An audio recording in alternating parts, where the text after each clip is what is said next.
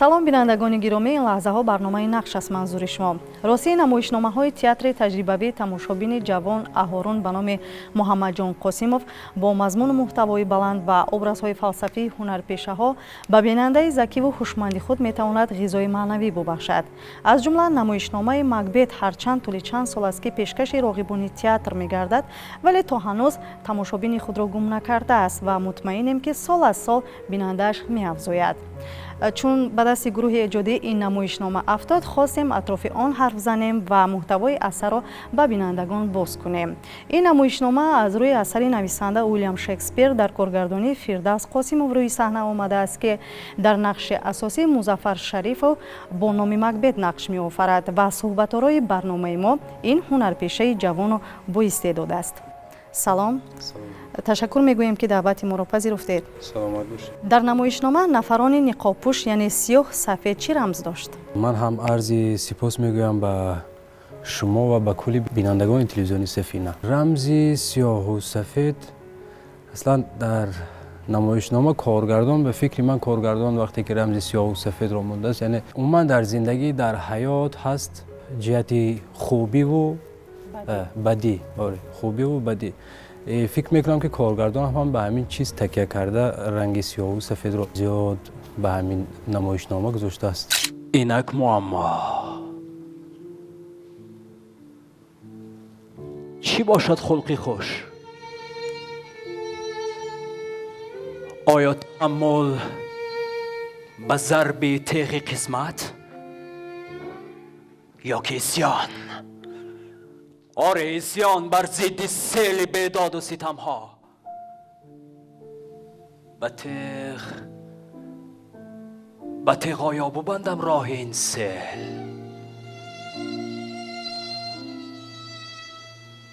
اجل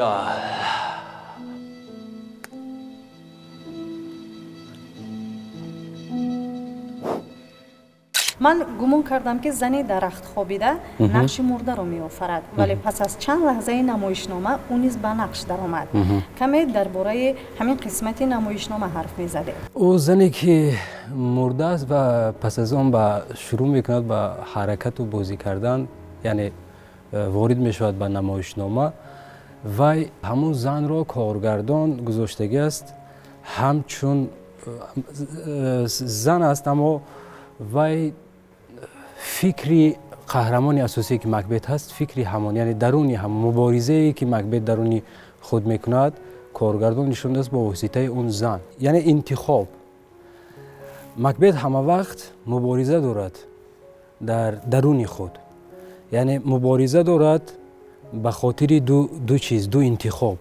ду интихоб ҳаст дар фикр мекунам ки тамоми инсонҳо интихоб доранд. интихоб ҳаст, ду интихоб, аммо Макбет ду интихоб дорад ва ду интихоб, яке хуб, яке бад, яке сиёҳ, яке сафед мешавад зиёдтар давом диҳем, яке мекунам ёки намекунам, ёки будан ёки набудан.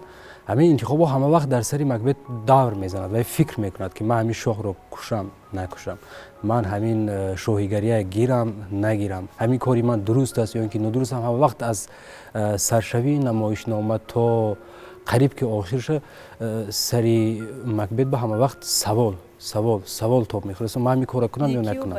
бале, некиву бадӣ, ҳамун сиёҳу сафеде ки дар он қаҳрамоне ки гуфтен маска доранд, як қисмаш либоси сафед дорад, як қисми дигаш либоси сафед.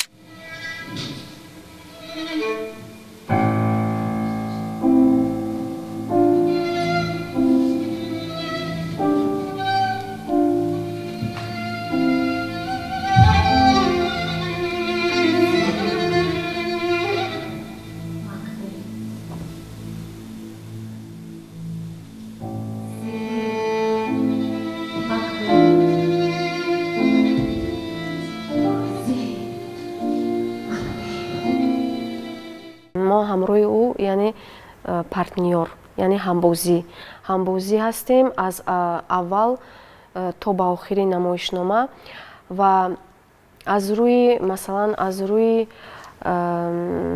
به قول مثلا کارگردان اون چیزی که ما مثلا هنگامی تمرین نمایش، اون چیزی که اون وظیفه هایی که کارگردان مثلا به ما میسپارد و اون چیزی که در نمایشنامه درج شده است و به ما میفهماند همچون کارگردان، همچون تهیه‌گر ки ҳар як нақш кадом вазифаро иҷро мекунад ва кадом ва албатта ки худи агар аз худи намоишнома равем ҳар як амин қаҳрамон ба ҳамдигар яъне ки муносибат доранд ба ҳамдигар хеле сахт вобастагӣ доранд.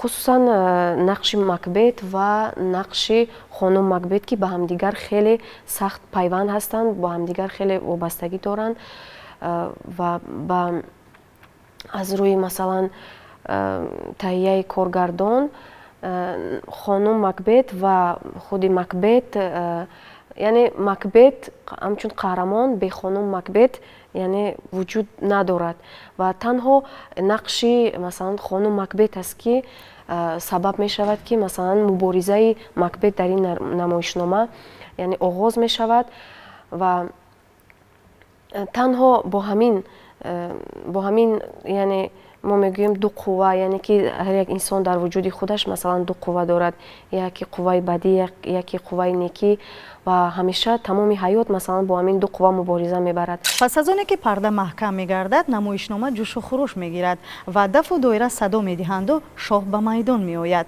мехоҳед бубинед ки шоҳ дар ин асар чӣ симӯе дошт. пас марҳамат тамошо кунед. вале Макбет фикр он тани бадхоҳ ба хок ба шамшер кардаш, ҷигаргоҳ чок. о тобар меояд ба марди сипоҳ, бар ин сарзамин накунад ҳеҷ душман нигоҳ. надорад охирам то ба рӯзи набард, сари саркашон андарорад ба гард. зи техию хуршед бирён шавад, зи гурзию ноҳид гирён шавад. аз паси парда рӯи саҳна бо андӯҳ меояд. ин чӣ асроре дошт? пардае ки шумо мегӯед мо дар байни саҳна пардаи сафед ҳаст ки вай дар рафти намоишнома мешад поён бо мебурад боло. вай пардаам коргардон ба фикри ман гузоштагӣ аст ки яъне пардаи байни фикрҳои Макбет, ҳамон қаҳрамони асосӣ, ва як фикри хуб дорад, яке фикри бад, яке аз ҳамин ду бояд якеша интихоб кунад. як интихоб, ҳама вақт дар зиндагӣ як интихоб ҳаст. вай ҳама вақт дар фикру чизои ҳамун ақидаҳои шахсии худ ҳаст. яъне интихоб ман кадомша бояд интихоб кунам ки хуб бошад. ва дар охир дар ниҳоя дар охир интихоб мекунад ҳамун роҳе ки барои вай шояд писанд буд. аз нақши ҳунарпешаи халқии Тоҷикистон Сабоҳат Қосимова дар намоишнома ҷавонон то куҷо нерӯ мегиранду завқи ҳунарашон аланга мезанад. ростӣ дар масъалаи муаллима Сабоҳат Қосимова як ҳунаре доранд ки вай чӣ гум сухан қати баён кардан ва ҳунарро дар чӣ дар нақшҳои асосӣ ва ё чӣ дар як нақши умумӣ муаллима метавонанд бо як садо, як калима, як сухан қати диққати тамошобина ҷалб кунад. вақте ки муаллима Сабоҳат Қосимова дар ҳамин намоишнома бо ман як суҳбати кӯтоҳ дорем, вақте ки як мисра аз ҳамин песае ки мо рӯи саҳна овардем як мисраашро мегирифтанд, ростӣ ман дучанд нерӯ мегирифтам. нерӯ мегирифтам.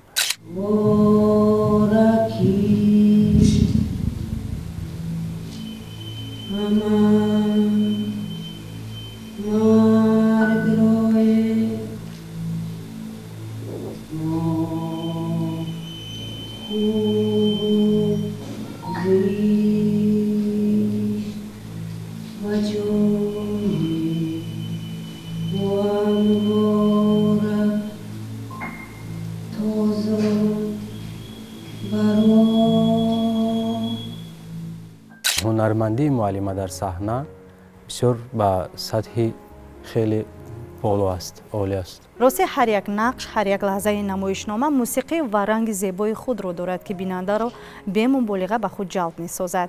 барои тобишҳои ин намоишнома ба ки аҳсану сипос гуфт? аҳсану сипос албатта ки ба коргардони намоишнома, ки рости гап коргардони намоишнома Фирдавс Қосимов хеле зиёд рӯи мусиқӣ ки дар ин намоишнома бояд истифода мешуд хеле зиёд кор кард ва масъалаи чароғ ки чароғҳо ҳар дафъа ҳар як ранг мегирад вобаста ба маъниву мантиқи ҳамун саҳна, чароғҳо ҳам қати кор кард ва аҳсан мегӯям ба коргардон ва ин ки боз коргардон وقتی مرا در نقش مکبت انتخاب کرده که نمایشنامه میوزیکل بود، کارگردان میخواست که نمایشنامه میوزیکل باشد. به همین خاطر من کم کم که لیاقت سرود خواندن دارم، به همین خاطر مرا انتخاب کردن نقش مکبت و این نقش به من هم پسند است.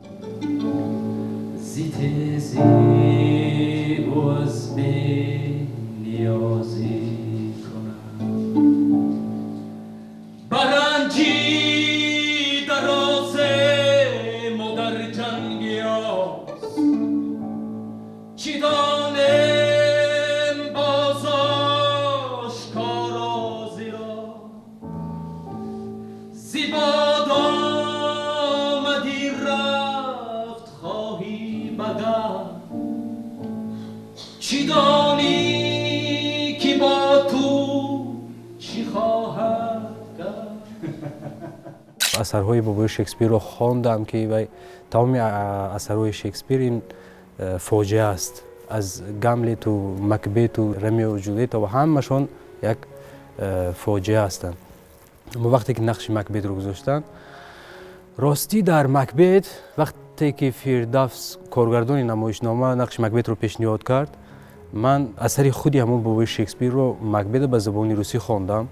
اونی که بابای شکسپیر نویسنده و به زبان روسی ترجمه شده است من خواندم. وقتی من دیدم که با نظم فردوسی و همون چیزهایی که فردوسی نویسنده است که فردوس کارگردان جستجو کرده است، در یک داستان‌های فردوسی آورده است، سخن‌ها را جابجا کرده است، بسیار خوب به هم آمیخته شده. ایده از شکسپیر، سخن‌ها از فردوسی، این جالب است. برای من خیلی جالب بود. اول اینکه میخواستم بزرگی استاد فردوسی روشن کنم، چون من یک کارگردان جوان اثر شکسپیر رو با نظم استاد فردوسی ترجمه کردم. این اول است. و دوم این میخواستم قید کردم که موضوع نمایشنامه از طرف من این است که من میخواستم نشان دهم انسان را در مبارزه خود، چون در زمانه ما بیشتر اهمیت میدیم به مبارزه بیرون و در جستجوی خود به نهایت کم اهمیت خاصه خویش رو داریم. از همین لحاظ این یکی از پیام های من بود با تماشابین، تا اینکه انسان رو به خود بیاید و جستجوی خود رو در زندگی خود کند. چی باید شاهزاده چون سپهبد چون تو بود؟ یک پندت از من بیباید شما. از این روز کار به فردا ممان. کی داند که فردا چی گردد زمان؟ گلستان که امروز باشد ببار، تو فردا چی نگو نیاید بکار.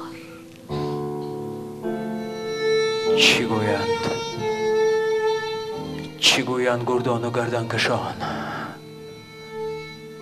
گر انسان شود نزدیشان نشان، بدین کار پوزش چی پیش آورم که دلشان به گفتاری خویش آورم. کسی که بود شهریاری زمین نبازید با سرای دنگین. و چخیلی که شما نمایشنامه را دیدید با همین لباسایی که کارگردان فکر کرده است و این لباسا را چی خواست که قهرمانایی که در همین نمایشنامه گذاشته با همین گونه لباس ها باشند. وقتی که من نمایشنامه یکم رو بازی کردم، موی سر من کمی دراز بود و بستگی بدم بازی در به خاطر دیگر نمایشنامه باز خیلی موی سر رو کم پست کردیم و ریشو هم پست، چون که این زمانی قدیمه است، یک زمانی یک تاریخ است. انتخاب لباس ابراز قهرمان البته نگفته نماند که قهرمان اساسی مکبت و خانم مکبت در نمایشنامه ما سیمای یک انسان را دارد. چنانه که شما آگاه هستید، زمانی که قهرمان ما بیچاره است یا که زمان نشانه های خوبی روشن میکند در ضدیت در خانم مکبت بدی رو روشن. این یک مبارزه درونی انسانی است که انسان خود با خود مبارزه کرده ایستاده است و همین دنیای مثال خواستیم به تماشابین روشن کنیم. چون تاج و تخت و مقام مرتبه نصیبتان گشت ولی از آن اندوهگین شده، سبب در چی بود و این چی روزی نهانی در خود داشت؟ در این مسئله از همون حیاتی قهرمانی که من بازی میکنم، فکر و عقیده های همون شخص گپ میزنم، یعنی وای انتخاب کرد. اصلا آدم انتخاب دارد، یعنی از دو انتخاب ما باید یکیش رو انتخاب کنیم. خب که وای انتخاب کرد که باید شاه رو کشد، یعنی همه شاه احترامش میکرد، بسیار عسکرها احترامش میکردند، اما به هر حال انتخاب کرد که باید شاه را از بین ببرد. تصمیم گرفته است که شاه را به قتل رساند. به قتل رساند، اما در آخر پشیمان. یعنی من فکر میکنم که راه نادرست رو انتخاب کرد. مکبت نتونست تحمل کردن، صبر نکرد و در آخر نمایشنامه هم تحملش یعنی خیلی کاسته شد و همه رو رد میکرد و فکرهای خودش رو میگذاشت. بله، فکرهای خودش رو میگذاشت. فاجعه های پی در پی شما رو خسته نمیکرد و تو آخری نمایشنامه چگونه توانستید این همه کینه و نفرت قهرمان رو مدح کنید و بر رضایت اطرافیان تو بیارید؟ وقتی که در صحنه عموما چی نقشه باشد، چی نقش مکبت یا اینکه یگام نقش دیگر، خسته نمیکند. وقتی من با عالم یک شخصی بسیار خوب یا که یک شخصی بسیار بد یا که شخصی نمیدونم هر خیل ابرازو هست، با همون ابراز که وارد میشم، من راستی من خسته نمیشم. من دنیای وای برای من این یک چی گم یک کشفیات هست، یک چیز بسیار خوب است، هم در زندگی، هم در صحنه، هم در به تماشابین، که من یک دنیای دیگر رو به تماشابین نشون میدم که یعنی دنیای مکبت همین گونه بود. تو فرزندی و یادگاری منی، به هر کار دستور و یاری منی. امیدم به دادار روزی شما که از بخت و دولت شوی بختیار. چو اندرزی پدر آرم به یاد، تو بشنو مگر سر نپیچیزی داد. مرا گفت آن دادگر شهریار که گر جو بود پیش باغی بهار، اگر آب یابد و نیرو شود، همه باغ از او پرز آهو شود. جوانی هنوز این بلندی مجو، سخن را بسنجو به اندازه گو. ای شهریار، منم در درت شو یکی پیشکار. اگر کم کنی جای فرما کنم، به پیمان تو دیگر آگاه. تو شاهی و پروردگاری منی، میدانم که هم دوستداری منی. در این قسمت نمایشنامه شاه کشته می شود؟ شاه کشته می شود و پشیمانی مکبت وقتی به یک عالم وارد می شود که از همون عالم و خواب است، به مثل بگیم خواب است، به که بیدار می شود کسی را کشته است، نه اینکه کسی را شاه را کشته است. نظمی بابای فردوسی هم چرا جام می دوره در صحنه که میگه کنون دور گشتم ز پروردگار، کنون دور گشتم ز پروردگار، چنین پرورانید مرا روزگار. دریدم جگرگاه شاهی جهان، بگیرید برو چرخ تا جاویدان. بریدم تو دستم سزاوار هم، جز از خاک دیرم مبادم نشان.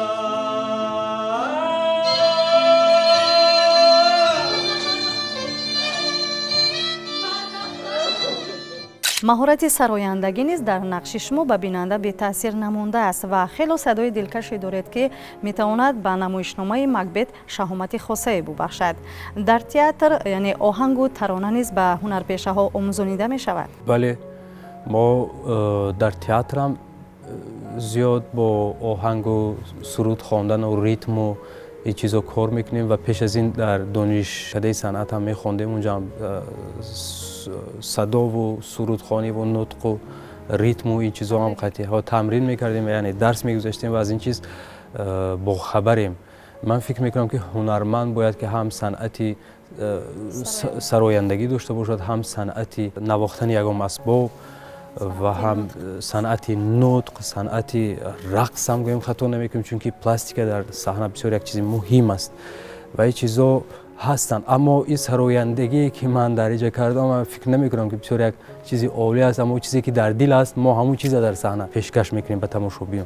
یعنی نظم بابای فردوسی متن این نمایشنامه وادار میکند که تو کم در همین آهنگ یعنی با طرز سرود خواندن درد و علم و همون چیزهای دلت رو پیشنهاد کنی با بیننده. به نام خداوند خورشید و ماه که او داد بر نیک و بد دستگاه و از اوی از پیروزی رو هم شکست به نیک و به بد زو بود کام دست رهایی نیابد سر از بندی یک را بود فر و اربندی یک را دیگر شو وقتی بود نیاز و غم و درد و سختی بود زیرکشنده خورشید تا تیر خواب. исьёну қаҳру ғазаб, қудрату бадбинӣ ҳамоно дар қалби шоҳ Макбет лона мегузорад ва манзалату эҳтирому бовариро аз байн мебарад. дар ҳар як қисмати намоишнома сухани нав садо медиҳад ки барои дарки маънӣ ақлҳо азият мебинад. чӣ гуна ва дар тӯли чанд моҳ ин асарро аз худ кардед ва онро рӯи саҳна овардед? тӯли як 4 моҳ мо дар болои ҳамин намоишнома ҳамроҳи тамоми ҳунармандо тамрин кардем. Овардем рӯи саҳна. ҳастанд мушкилиҳо зиёданд, аммо инҷа мисол таҳлилҳо, ҳар як сухан таҳлилша дорад, ҳар як саҳна, гузаришҳои саҳна, умуман сохтани саҳна дар таҳлил ҳамроҳи коргардон, яъне коргардон таҳлил мекунад суханое ки мехоҳад. куҷо бояд мо зада гузорем, куҷо бояд як ким кадом сухана дурусттар ба шунаванда шунавонем, кадом сухан барои коргардон муҳим аст. ин чизҳоро хеле зиёд тамрин кардем аст. кори ҳунармандӣ ва коргардонӣ аслан дар театр ё дар синемо این کاری آسان نیست، کاری ساده نیست. به فکر من مظفر شریفی از نقش مکبت در سیمای نطق و در سیمای هنر بسیار قناعت بود، بسیار خوب است. اکنون من نمیتوانم عالی گویم چون همه ما جوان هستیم و کمبودی خواهی داریم و زمانی که ما گویم اگر عالی است پس به جستجو وقت نیست دیگر. برای اونقدر گمان میکنم ایجاد یک دنیایی که کنارش نیست و هست به کجا ترقی کرده. این تخت شاهی فسون است و باد، بدو جاویدان دل نباید نهاد. بس شادی و کام دل راندم، بر رزمندرون دشمنان خواندم. چنانم که گویی ندیدم جهان، شماری گذشته شدن در نهان. و از آن پس که بردم بس درد و رنج،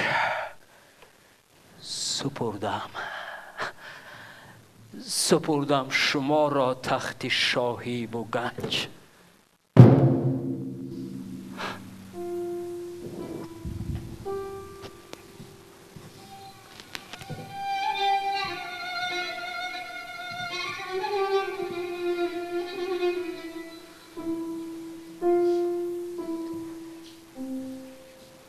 و حال آنکه با یک ضربی همین تیغ توانی زندگی از بیخ برکن؟